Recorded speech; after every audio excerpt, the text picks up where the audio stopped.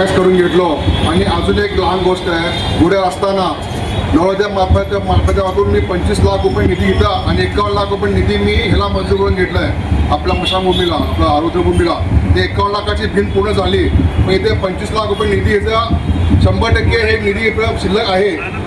म्हणून फक्त आपल्याला आपले लोक प्रशासनाला फोडाफोडा कमी पडतात हे आपण जाणं पाहिजे. जे नगरसेवक आहेत हे त्यांचं काम होतं की त्यांनी करायला पाहिजे होतं. मी कोणाचं नाव घेत नाही, कोणाला मी ब्लेम करत नाही. फक्त आता जे आमचे मुस्ताफा साहेब बोलले हे खरोखरच आपल्या सगळ्यांना एक निमित्त एक दाटून सगळ्यांना आपल्याला एकत्र व्हावं लागेल. नाहीतर कोणी किंमत खात नाही आणि किंमत देणं पण नाही.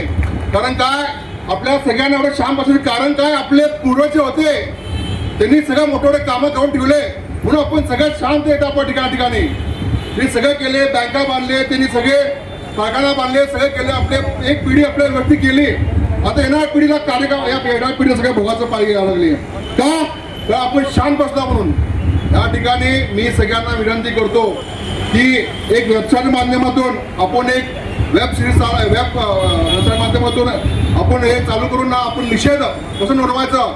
कमीत कमी 8 ते 10 लाख लिंगायत लोक आहेत, सगळ्यांनी निषेध नोंदवा पाहिजे, मग शासन जागे होईल. आणि आता मुस्ताफा बोलल्याप्रमाणे कुठल्याही शासनानं जागरण होणार नाही. आता त्यांनी म्हटले की आम्ही काम करतोय, 100% काम होणार नाही.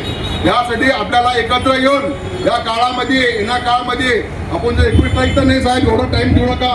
कारण ते त्याचं क्युरेटिंग होणं लहान गोष्ट नाही. याला कमीत कमी 3 ते 4 महिने लागतात त्याचे तर पुन्हा स्टँडिंग करायला. म्हणून आपल्याला 2-3 दिवसामध्ये डिसिजन घ्यावं लागेल.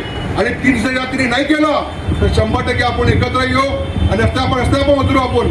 म्हणून मी सगळ्यांना विनंती करतो की आपण आता याच्या पुढे शांत बसण्याचं नाही. जे बसलं तो लिंगच नाही माझा.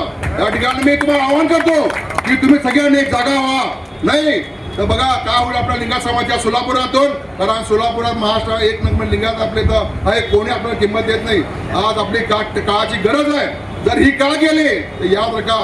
एखादा आता मी पक्षाला बोलत होतो, त्यांनी असताना 21 नगरसेवक होते, मी असताना 17 होतो, आता 14 आले.